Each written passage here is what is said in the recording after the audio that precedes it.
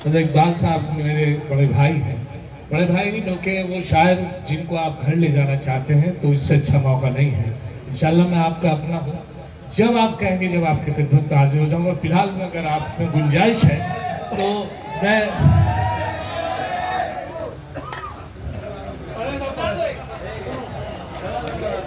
एक दिन कर बैठा जुर्मे इश्क में, एक दिन कर बैठा जुर्मे इश्क में, अपने थाने में हजामत हो गई। एक दिन कर बैठा जुर्मे इश्क में, अपनी थाने में हजामत हो गई।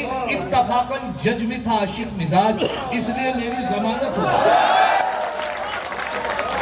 जज भी था आशिक मिजाज, इसलिए मेरी जमानत हो गई।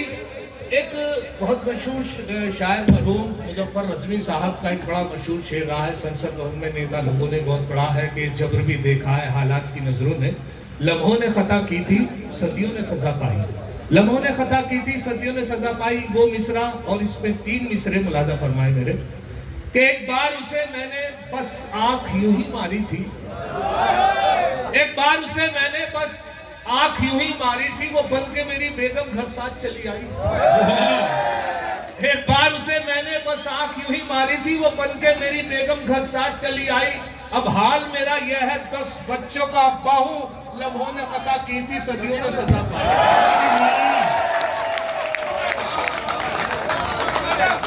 लम्हों ने खता की थी सदियों ने सजा पाई। और एक और कहावत बहुत पुरानी जो रोजमर्रा की जबान में इस्तेमाल होती है हर जगह, शायद यहाँ भी, के 100 सुनार की 100 सुनार की एक लुहार की, उसमें 3 पंक्तियां 3 मिसरे लगाए हैं। देखिए क्या बनता है। 100 सुनार की एक लुहार। औलाद 101 थी जो एक लुहार की, औलाद 101 थी जो एक लुहार की, बीवी से बोले ये मेरी दौलत है प्यार की। औलाद 101 थी जो एक लुहार की, बीवी से बोले ये मेरी दौलत है प्यार की। बीवी का था जवाब अजी रहने दो मियाँ, इनमें है 100 सुनार की बस एक लुहार की।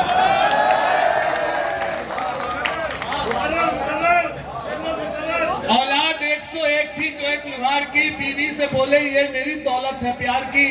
बीवी का था जवाब अजी रहने दो मियाँ, इनमें है 100 सुनार की बस एक लुहार की। अभी बकरीद की नमाज थी, तो उस नमाज में ये था कि जल्द से जल्द ईदगाह में नमाज अदा कर ली जाए ताकि कुर्बानी में आसानी रहे। हमारे यहाँ तकरीबन 6 बजे भी नमाज थी, लेकिन जो ईदगाह में थी वो 8 बजे थी। देर से आँख खुली मेरी भी। अब हम लोगों की मजबूरी है, जब वक्त रख दिया जाता तो बाजमात नमाज अदा कर ली जाए, लेकिन बहुत से लोग भाग के पकड़ते हैं। मैंने भी देर से आँख खुली क्योंकि चांद रात थी, इसलिए मेरी भी देर से आँख खुली। देर से आँख खुली, मैंने भी भाग के पकड़ी। अल्लाह बड़े तेज भागा, लेकिन अल्लाह का शुक्र है मुझे पहली रकत से नमाज मिल गई, लेकिन बिल्कुल पिछली सफ में। मुझे यकीन था कि मेरे बाद शायद कोई आ नहीं पाएगा, तो मैंने पहली रकत से नमाज अदा की और मैंने नियत बांध ली। एहसास हुआ कि एक रकत निकलने के बाद, जब एक रकत निकल गई तो 2 लड़के बड़ी तेज भागे आए। उनकी एक रकत निकल गई थी, बड़ी तेज भागे यार, हाफ रहे। उन्होंने आते नियत बांध लिया, बहुत बुरा हाल। अरे बल्कि को बहुत बुरा हाल हो गया।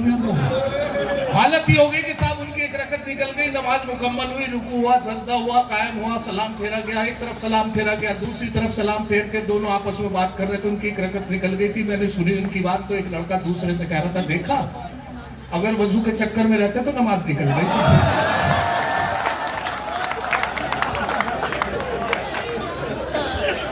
अब यहाँ से 4 मिसरे सुन ले कि दाढ़ी अगर नहीं है मुसलमान तो है वो, दाढ़ी अगर नहीं है मुसलमान तो है वो, तबलीग के जलसों में भी जाता जरूर है। दाढ़ी अगर नहीं है मुसलमान तो है वो, तबलीग के जलसों में भी जाता जरूर है। पढ़ता नहीं नमाज कभी वो तो क्या हुआ, लेकिन जुमे के रोज नहाता जरूर है। अब यहाँ से मैं जल्दी से वो सुना दूं हकले से मुताल्लिक, क्योंकि वो मुझे हुक्म वहाँ है। तो यहाँ से हकला जो होता है बड़ा सीधे किस्म का आदमी होता है, इस वजह से कि वो अपनी बात पूरी नहीं कह पाता। अक्सर वो जब भी किसी से झगड़ा हो या बात हो या गुफ्तगू हो, अटक जाता है, तो दूसरा आदमी उसकी बात पूरी करता है। तो मेरे एक दोस्त है वसीम साहब, हकला के बोलते हैं, उससे आइडिया मिला तो मैंने देखा कि इतने सीधे हैं वो कि साहब उनके एक चौपले में मैंने भीड़ देखा तो वहाँ भीड़ में जब मैंने देखा क्या मामला है, तो देखा वसीम साहब से किसी का झगड़ा हो गया है। वसीम साहब एक तरफ खामोश खड़े हुए थे, जिससे झगड़ा हुआ बदस्तूर वो आदमी गाली दिए चला जा रहा था, लगातार गाली दिए चला जा रहा था, वो खामोश कुछ नहीं बोल पा रहे थे। दोस्त होने के नाते मैंने उनकी हौसला अफजाई के लिए कहा, मैंने वसीम भाई गाली तुम, अरे दो यार गाली तुम, मैं घबराने क्या बात है। वसीम भाई ने मेरे कहने से भी गाली नहीं दी और एक तरफ को चल दिया। मैं उनके साथ साथ अगले चौपले पे, मैं उनके साथ था, अगले चौपले पे जाके उनकी आवाज निकली कि उल्लू उल्लू उल्लू का पट्टा। मैंने कहा यार वसीम साहब, लड़ाई वहां हुई, झगड़ा वहां हुआ, गाली याद है ना, वो क्या सुनना अब तुम्हारी गाली को, जब मैं तुम्हारी साथ था तो घबराने की क्या बात थी। कर लगे ये बात नहीं, ये बात नहीं, ये बात मैंने फिर कर लगे शुरू तो वहीं करी थी, नहीं खुद नहीं। अच्छा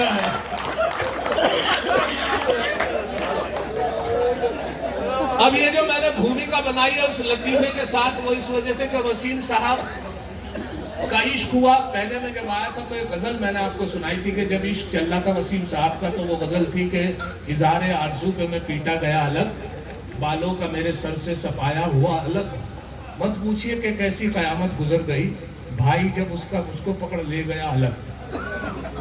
अब उनके बाद उनकी शादी हो गई, क्योंकि इस दौरान लॉकडाउन भी चला, जिससे इश्क था वो इतना पीछे पड़े के साथ उनसे इश्क के बाद शादी हो गई। और वो इतनी अपनी बेगम से मोहब्बत करने लगे, वो जब उनकी बीवी मैके चली गई तो मायूस दिखाई दिए। मैंने उनसे पूछा, मियां वसीम साहब क्या मामला है, क्यों मायूस? तो यहाँ से मतला सुने, अब आ भी जा नखरे ना जंजड़ दिखा मुझे। यहाँ से जब मैंने उनका मतला सुना के अब आ भी जा, है घर में अंधेरा तेरे बगैर, अब आ भी जा, है घर में अंधेरा तेरे बगैर, और सूनी पड़ी है आज ये खटिया पे।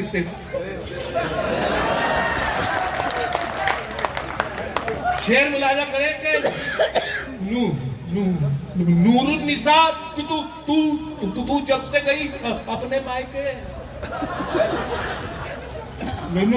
नूरुन निसा तू जब से गई अपने मायके बेनूर हो गई मेरी दुनिया तेरे बगैर।